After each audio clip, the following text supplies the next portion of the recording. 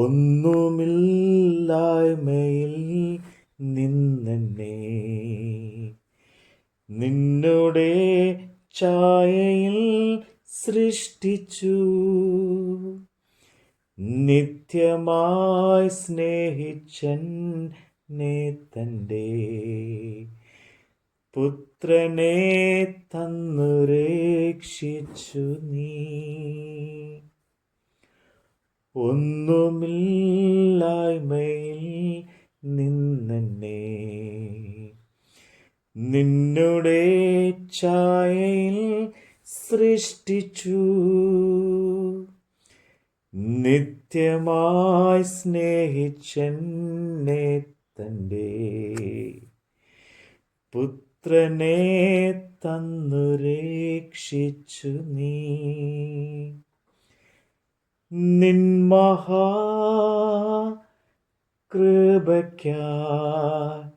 നിന്നെ ഞാൻ സ്തുതിച്ചിടുമെന്നും. നിൻ മഹാകൃപയ്ക്കായി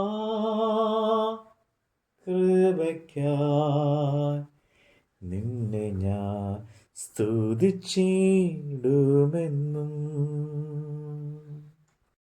യിരെമ്യാവ് പ്രവാചകന്റെ പുസ്തകം 5-ാം അധ്യായം.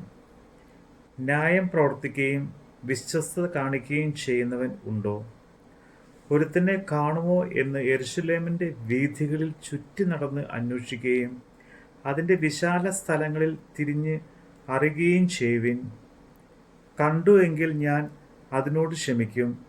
യഹോവയാണ് എന്ന് പറഞ്ഞാലും അവർ കപടമായിട്ടത്രേ സത്യം ചെയ്യുന്നത്. യഹോവേ, നിന്റെ കണ്ണ് വിശ്വസ്തയോ നോക്കുന്നത്.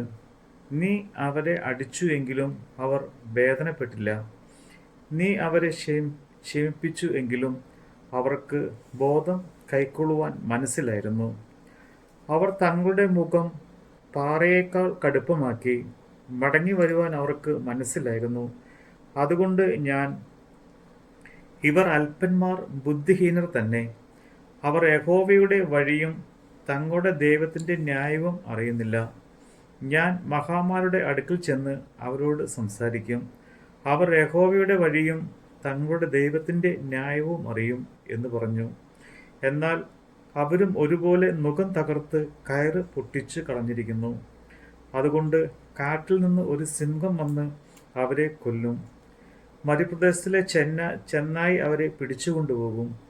പുള്ളി അവരുടെ പട്ടണങ്ങൾക്കെതിരെ പതിയിരിക്കുകയും അവയിൽ നിന്ന് പുറപ്പെട്ടു വരുന്ന എല്ലാവരെയും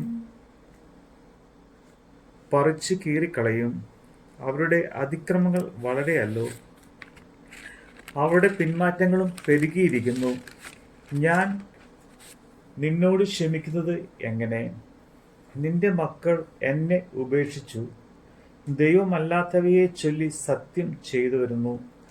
ഞാൻ അവരെ പോഷിപ്പിച്ച സമയത്ത് അവർ വ്യഭിചാരം ചെയ്യുകയും വേശ്യാഗൃഹങ്ങളിൽ കൂട്ടമായി ചെല്ലുകയും ചെയ്തു. തീറ്റി തടിപ്പിച്ച കുതിരകളെ പോലെ അവർ മതിച്ചു നടന്നു. ഓരോരുത്തൻ താൻ്റെ കൂട്ടുകാരൻ്റെ ഭാര്യയെ നോക്കി ചിറാലിക്കുന്നു.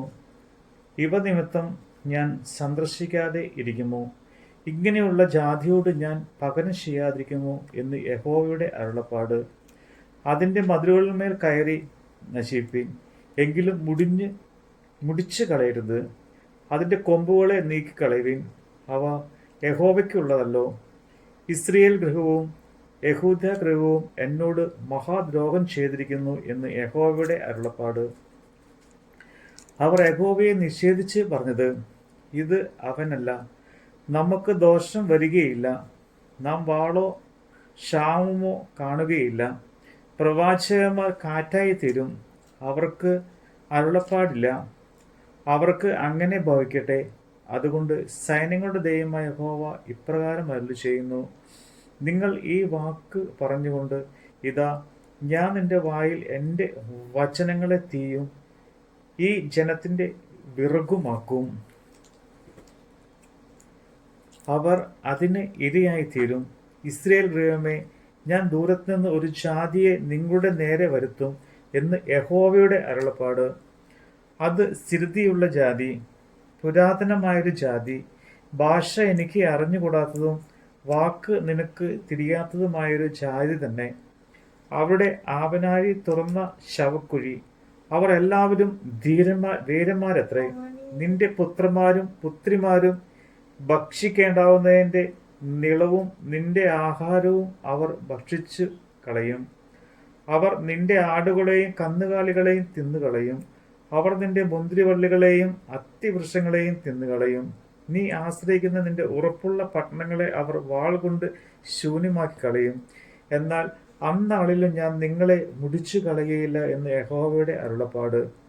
നമ്മുടെ ദൈവമായ യഹോവ ഇവയൊക്കെയും നമ്മോട് ചെയ്യുവാൻ സംഗതി എന്തെന്ന് ചോദിക്കുമ്പോൾ നീ അവരോട്, നിങ്ങൾ എന്നെ ഉപേക്ഷിച്ചു നിങ്ങളുടെ ദേശത്ത് അന്യദേവന്മാരെ സേവിച്ചതുപോലെ നിങ്ങൾക്കുള്ളതല്ലാത്ത ദേശത്ത് നിങ്ങൾ അന്യജാതിയെ സേവിക്കേണ്ടി വരും എന്നുത്തരം പറയണം.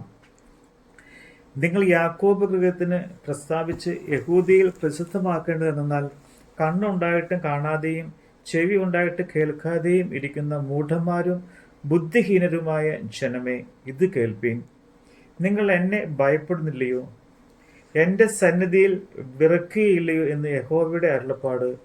ഞാൻ കടലിന് കവിഞ്ഞുകൂടാത്ത വണ്ണം നിത്യപ്രമാണമായി മണൽ അതിരാക്കി വച്ചിരിക്കുന്നു.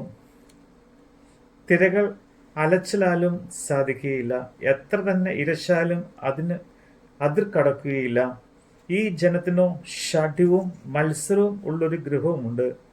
അവർ ഷടിച്ച് പോയി കളഞ്ഞിരിക്കുന്നു. മുൻമഴയും പിന്മഴയും ഇങ്ങനെ നമുക്ക് അതത് സമയത്ത് വേണ്ടുന്ന മഴ തരികയും കൊയ്ത്തിനുള്ള കാലാവധി പാലിച്ചു തരികയും ചെയ്യുന്ന നമ്മുടെ ദൈവമായ യഹോവയെ നാം ഭയപ്പെടുക എന്ന് അവർ ഹൃദയത്തിൽ പറയുന്നതുമില്ല. ഇവ മാറിപ്പോകുവാൻ നിങ്ങളുടെ അകൃത്യങ്ങൾ എത്ര കാരണം! നിങ്ങളുടെ പാപങ്ങളാൽ ഈ നന്മയ്ക്ക് മുടക്കം വന്നിരിക്കുന്നു. എൻ്റെ ജനത്തിൻ്റെ ഇടയിൽ ദുഷ്ടന്മാരെ കാണുന്നു. അവർ വേടന്മാരെ പോലെ പതിയിരിക്കുന്നു. അവർ കുരുക്ക് വെച്ച് മനുഷ്യരെ പിടിക്കുന്നു. കൂട്ടിൽ പക്ഷി നിറഞ്ഞിരിക്കുന്നത് പോലെ അവരുടെ വീട്ടിൽ വഞ്ചന നിറഞ്ഞിരിക്കുന്നു. അങ്ങനെ അവർ മഹാന്മാരും ധനവാന്മാരും ആയിത്തീർന്നിരിക്കുന്നു. അവർ പുഷ്ടി വെച്ച് മിന്നുന്നു. ദുഷ്കാര്യങ്ങൾ അവർ കവിഞ്ഞിരിക്കുന്നു. അവർ അനാഥന്മാർക്ക് ഗുണം വരത്തക്കവണ്ണം അവരുടെ വ്യവഹാരം നടത്തുന്നില്ല. ദരിദ്രന്മാർക്ക് ന്യായപാലനം ചെയ്യുന്നതുമില്ല. ഇവ നിമിത്തം ഞാൻ സന്ദർശിക്കാതെ ഇരിക്കുമോ? ഇങ്ങനെയുള്ള ജാതിയോട് ഞാൻ പകരം ചെയ്യാതിരിക്കുമോ എന്ന് യഹോവയുടെ അരുളപ്പാട്. വിസ്മയവും ഭയങ്കരവുമായുള്ളത് ദേശത്ത് സംഭവിക്കുന്നു. പ്രവാചകന്മാർ വ്യാജ്യമായി പ്രവചിക്കുന്നു. പുരോഹിതന്മാരും അവരോട് ഒരു കൈത്താകായി നിന്ന് അധികാരം നടത്തുന്നു. എൻ്റെ ജനത്തിനോ അത് ഇഷ്ടമാകുന്നു. എന്നാൽ ഒടുക്കം നിങ്ങൾക്ക് എന്തു ചെയ്യും? നമ്മുടെ കർത്താവിൻ്റെ വചനമാണ് നമ്മൾ കേട്ടത്. മോചനം വീണ്ടും ചേനവും നീജ പാപി എന്നിൽ വസിപ്പാ നിന്നാത്മാവിൻ്റെ ദാനവും നീ തന്നു സ്വർഗാനുഗ്രഹങ്ങളും മോചനം വീണ്ടും ചേനവും നീജ പാപി എന്നിൽ വസിപ്പാ നിന്നാത്മാവിൻ്റെ ദാനവും നീ തന്നു സ്വർഗാനുഗ്രഹങ്ങളും നിൻ മഹാകൃപയ്ക്കായി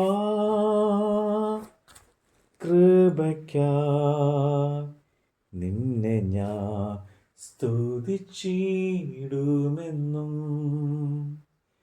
നിൻ മഹാകൃപയ്ക്കായി